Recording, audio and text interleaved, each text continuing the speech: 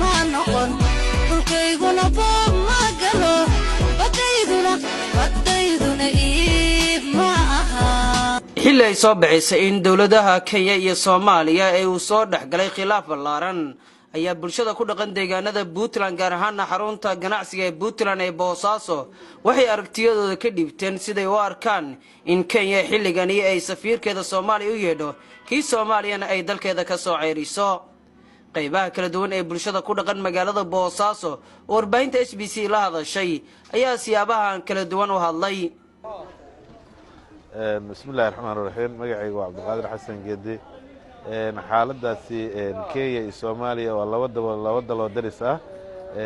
ma wanaagsana inay waxa ka dhaxeeya xiriir dhaqaale iyo mid daris baa ka dhaxeeya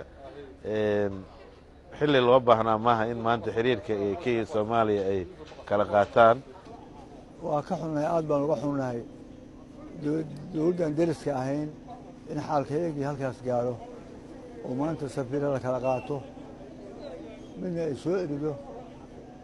midna ay ceshato aad baan uga xunnahay magacaygu waxa weeye Siciid Maxamed Axmed waxaan ahay Soomaali muwaadana Puntlandaysa fikirkaas su'aasha iyada haddaan hore ugu sii dhaqaaqo waxaan isleeyahay arrintaas waa daandaansi cad oo aan geed loogu soo gaban jawaabta Soomaaliya meelay joogtaba arrintaa way ka xun tahay adeer waxaan u arkaa Kenya in kibir iyo daandaansi wado laakiin Soomaalidu waxay ku mahmaahdaa harag libaaxaadi ma jeedo hadday Kenya sirwa Soomaalidu waa tabar daran tahay oo dalkeeda iyadoo la og yahay iyana ay og tahay baan hungureynayaa haddii aanay ka tanaasulin waxa ka raacaya ceeb iyo xanuun badan bay ka qaadayaan Soomaalidana waa qadiyad midaynaysa weeye dadka sida badan u kala fakari jiray oo kala jeejeeday mideeyaa la yaadaa dhawaaqa ka soo yeedhay Kenya waxa weeye mid Soomaalida midaynaya waxaan u arkaa Kenya inay naga gardaran tahay arrintaa inay Kenya ku gardaran tahay waxaan anigu tala ahaan oran lahaa shidaalkeena halaynoo soo saaro Kenyana yeynaan u joojin بسم الله الرحمن الرحيم SBC aad baan idin salaamayaa xiriirka wanaagsan oo ay la soo xiriirteen magacayga waxa la yiraahdaa Aqal Maxamuud Axmed Rooble fikirka Kenya hadii wax la iga weydiiyay aniga ra'yi ahaan waxaan ka qabaa wadanka Soomaali baa leh hadii Kenya waxay leedahay Kenya inaguna waxaanu leenahay Soomaaliya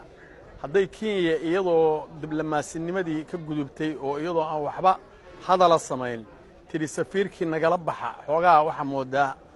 arrin xushmad darro ah hadii mar hadii ay xushmad darrada u gudubtay inagu Soomaaliyan leenahay waxaan ka qabaa inay diyaarad ay leedahay noo imaan qaadkeedana la joojiyo shidaalkayagana aanu baaranno banaanna aynu kala marro hadii ay la timaado wax edab darro aan de Soomaaliya iyo Kenya aynu nahay bismillaahir rahmaanir rahiim alxamdulillahi rabbil aalamiin arrinta ka soo cusubanaatay xaaladda u dhaxaysa Soomaaliya iyo Kenya Soomaaliya waa dal madax bannaan waa dal awoodiisa iyo sharciyadiisu kulliba u madax bannaan in looga faa'iideysto dagaalkii sokoyo soo galay iyo burburka iyo tabardarrida in la yiraahdo go'aanada masiiriga ay gaarayso in la yiraahdo annaga aynin talina waxa hubaala oo shacabka Soomaaliyeed ay ka warhayaan ra'iisul wasaare Khayr markuu booqday Kenya inay ka wada hadleen arrinta shidaalka Soomaaliya shidaalkeeda iyo badeeda iyo xuduudeeda kulliba waa arrin dastuuriya oo madaxda dawladda federaalka ee Soomaaliya aysan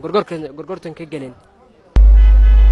Axmed Maxamuud Axmed warbaahinta SBC Boosaaso